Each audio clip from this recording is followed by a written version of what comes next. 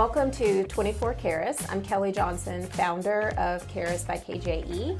We are starting a new series about employee resource groups. This is always a really hot topic, and we're excited to have members from the Bell Employee Resource Group for the African American community, Tony and Courtland. Welcome to the show. Hi, thanks for having us.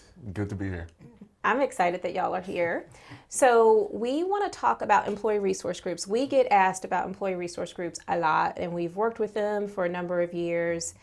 Sometimes what we have found is that organizations kind of have a hard time finding the benefits of employee resource groups in general. And then I think also as leaders, sometimes we hear from ERG leaders that you're juggling so many responsibilities. So we have had the opportunity to work with you all for a couple of years now, and you shine in your organization. You've made such a significant impact, so kudos to you all. I know Annalise also has had the opportunity to work really closely with you all. So today we want to just have you share your perspective, your experiences, give us the good, the bad, and maybe even the ugly, if that's okay, because it's all to help others, right? You're going to be able to impact other ERGs and other organizations really around the world. So thanks again for being here. Thanks for having us. We appreciate working with you guys. You guys have been a big help to us as well. Thank you. Appreciate that. So let's get started. You represent BANG. Both of you have been involved with BANG. So give us what that acronym is and tell us kind of about how BANG started at Bell and then your role in kind of that evolution. Okay. You're more senior, so I'll let you. Okay. Go by age. All right, that's fine. Oh no, but time invested. Yeah. BANG stands for Bell African Ancestry Networking Group. We are the oldest ERG on Bell's campus, the longest one doing it.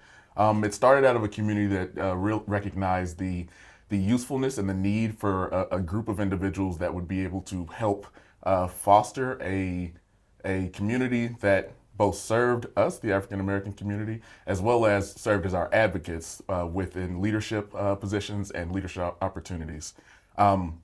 We found that there had been some areas where we lacked being able to get diversity into the more grander stages within our company.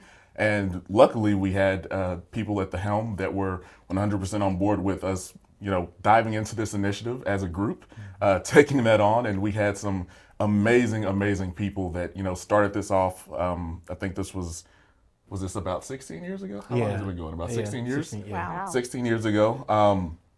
And they laid a great foundation. Right. They served in their positions as in leadership for a long time and really set the standard for what we do, the standards of success and what we try to drive to. So that's a little bit about, kind of why it started, how it started, and we kind of stand on their shoulders at this point trying to make it better. Yeah, we got involved around the 2020 time period in the leadership capacity.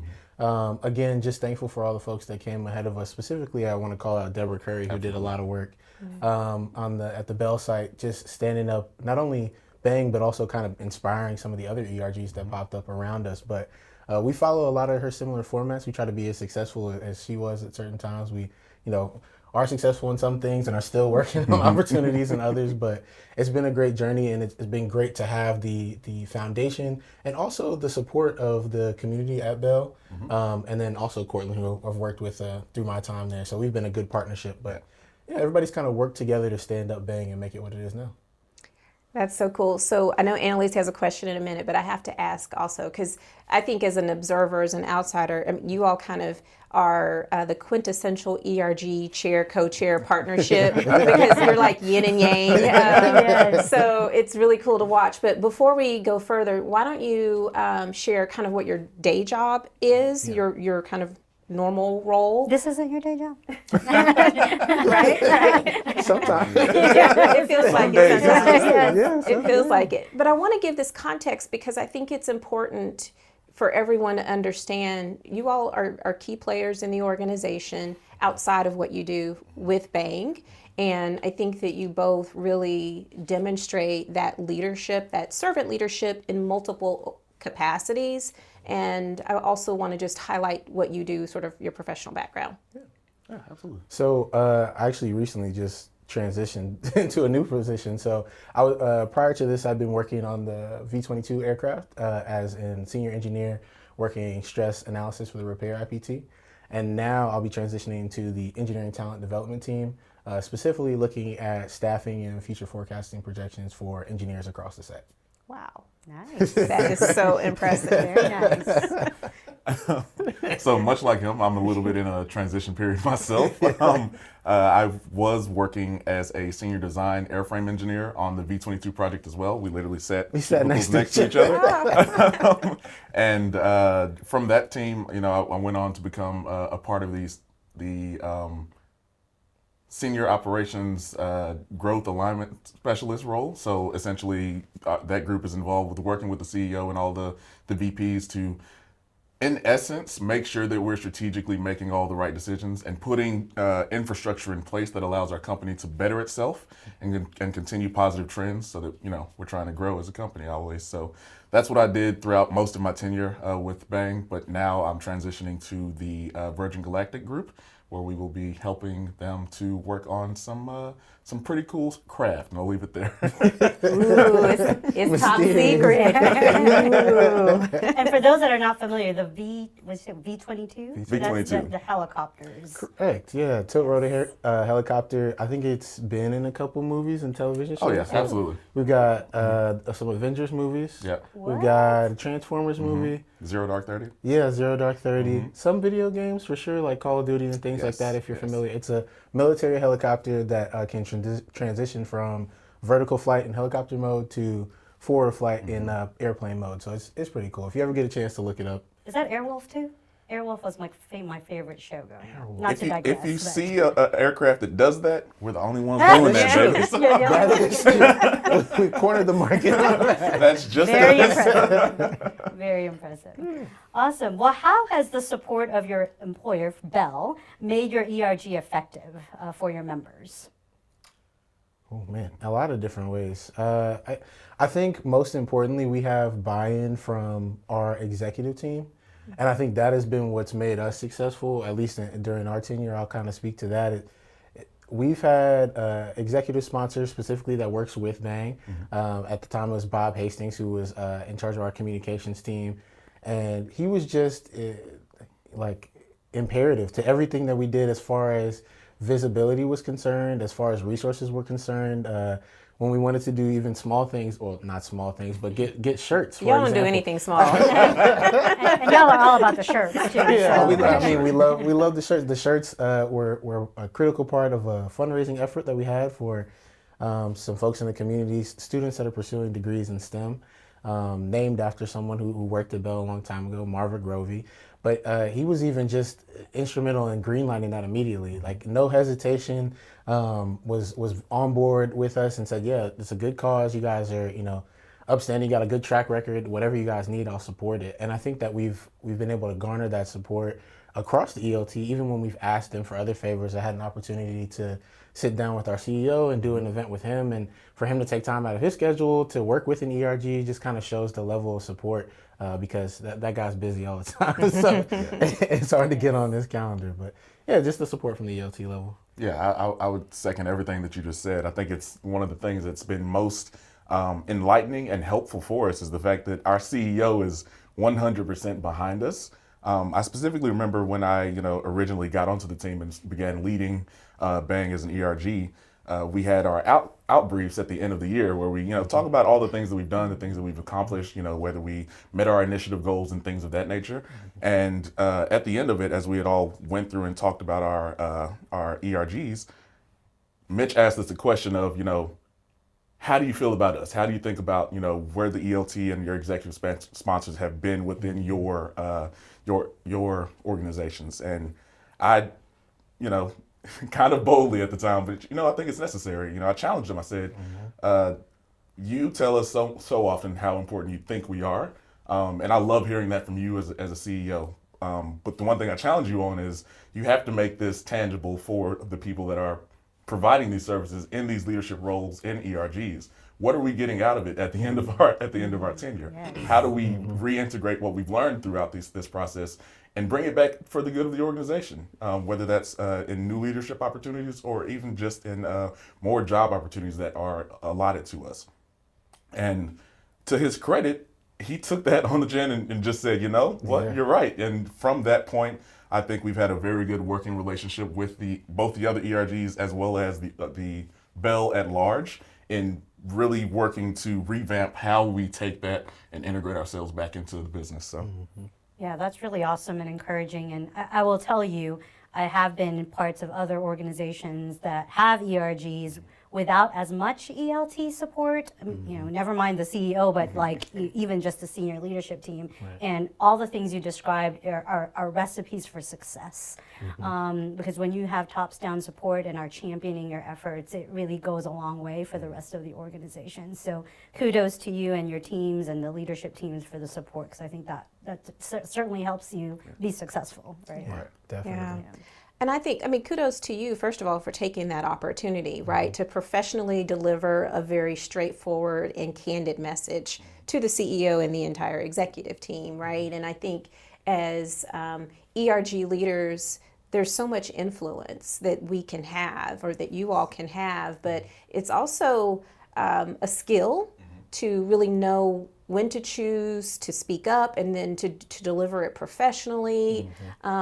Maybe talk a little bit about your journey of how you use your voice strategically as an ERG leader, and what you think that impact is when you've seen other colleagues who maybe weren't as effective in using their voice. So like give other ERG leaders a little bit of coaching here. And then in a moment, I'm going to ask you to give coaching to the executive teams.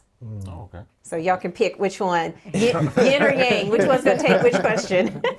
I'll leave it up to you. You choose which one you want to Oh go for. man, and I think I'll tip my hat to you early. I think you're uniquely positioned to answer both questions. So I'll take what I think is the easier one, Okay. which is coaching people in my position to use their voice. So ERG leaders that are looking to really make an impact, I think number one, be courageous. Have the passion and drive, but also, push forward with your courage to say the things that you need to say. I think a lot of times you build up in your head that there's a lot more consequence for saying things. And if you say something, then the whole world's going to crumble underneath you. But I'm a big believer in that, if there's something that needs to be said or if there's a problem that needs to be solved, you can't just complain about it behind closed doors. You really need to take action. And that first thing is speaking up and saying. So just having courage is number one. And then number two is something that we talk about a lot, but the follow through afterwards. Holding people accountable to the things that you've asked them for afterwards, not just saying the big thing, but then also following up, hey, where are we? What can I do to help you? What can I do to make this move forward? Because it's one thing for people to receive that information, but then I think they're kind of stuck in that sometimes analysis paralysis, what we call it, where, okay, there's 1,600 different moves we can make. What's going to be the best? What's going to be the most well received? And it's on you as the person who's initiated it to continue to status those and continue to make strides. And then lastly, I would just say along those same lines, remember to check in with your constituents, the folks that you're representing, because I think sometimes we have an experience that's personal to us. I sit at a desk, I complete this task, I work on the engineering team, but does that truly represent the experience of the folks that we're representing in an ERG? So continuously status and check in with those folks before you make those comments, before you make those larger statements, so that you know you're actually representing a true experience for the folks around you. All the things. Yes. Okay, Courtland, you get to coach up. Okay. So I want you to think about an executive leader who probably has really good intentions, but is unsure how to demonstrate and translate good intentions to action and to leadership. Ooh, that's a. I am going to steal a part of your answer because I think that's so important for what we're talking about right now. That being sometimes the best way to figure out what you need to do to be a part of and to help out people in a different circumstance than you is just to ask the question. So many times I believe we've had experiences where we're talking with leaders and they express that exact same opinion. They're like, we agree with everything y'all are doing. We enjoy the things y'all are doing. We don't know how to help, how to be a supportive force for you in what you're trying to do. And being able to have those conversations already opens the door for us to say, oh yeah, I need you to help me with this, this, and this. If you can do those three things, that's what would be very helpful for us. You have to have some of that same courageousness because I think as a leader, one of your most empowered benefits in the position that you exist in is that you can be a forcing function for the things that we're trying to do. So many times we get so much more, I'd guess, support, people showing up, people really, tuning in to the initiatives that we do when our leadership is there. Right. Because if our leadership is there, our leadership is making it that much more important for all of the other people that are sitting on the sidelines just kind of watching. And just being a part, I think, is the last thing. Showing up and being present sometimes can be all that we need.